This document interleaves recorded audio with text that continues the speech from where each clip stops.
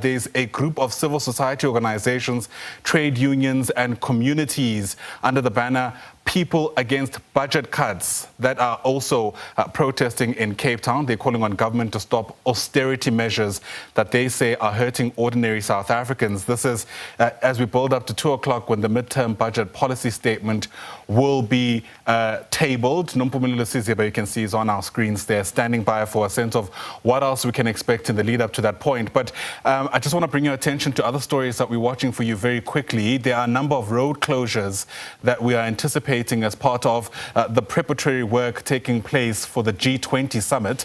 We've been showing you some of those road closures. At least it was on your screen a short while ago. Plus there you go. These are some of the streets that are likely to be affected between 9 o'clock and 1 p.m. There was another drill, if you like, that was held a few weeks ago, and it was quite disruptive. So just a heads up about that, just so you know, and we'll certainly keep beaming these road closures to you. Plus, in Durban, the case involving MK Party MP Tutuzile Zuma Sambudla is also underway. It's the third day of this trial, where she, of course, has pleaded not guilty to the charges against her. But let's take you to the streets of Cape Town as a start, as we keep a close eye on that protest I spoke to you a short while ago. Some of these groups are arguing that spending cuts have led to job losses, have frozen wages, and have underfunded public services in the healthcare and education sectors. Watching this leg of the story for us is SABC News reporter Vanessa Poonah, who joins us now live with these protesters. And Vanessa, it's quite a turnout there. What have you heard so far?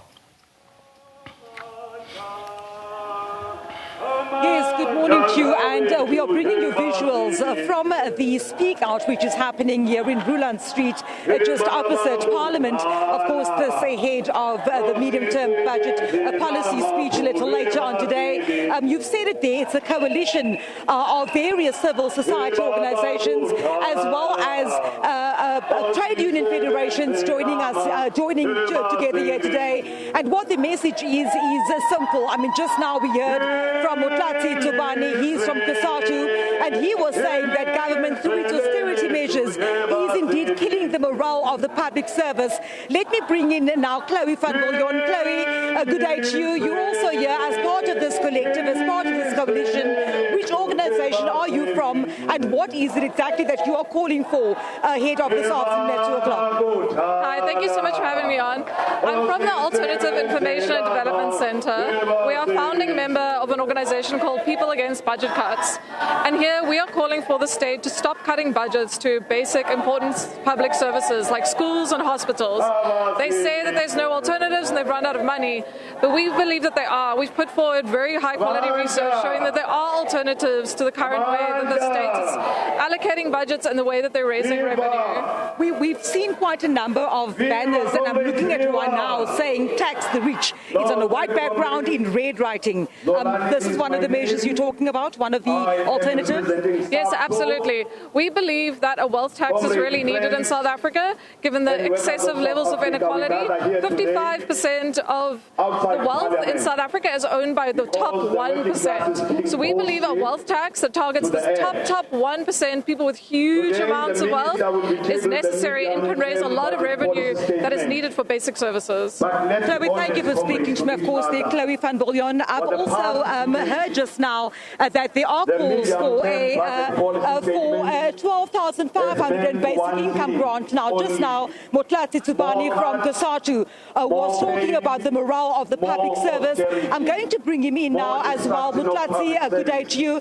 Just now, you were addressing these people gathered here. You were talking about the killing of the morale of the public service. We've also heard for calls for a basic income grant of 12,500 rand. What is Kasatu's key message here today ahead of this afternoon? Our key message today is Kasatu is to raise the morale of workers and even the public in general. To say to them, it's not the end. We must marshal on. We must continue raising our voices until such time government government will hear what we are saying. And this is not for the first time that we have been doing this. We have continued doing this kind of protest or taking this kind of actions in order for us to express our view to government.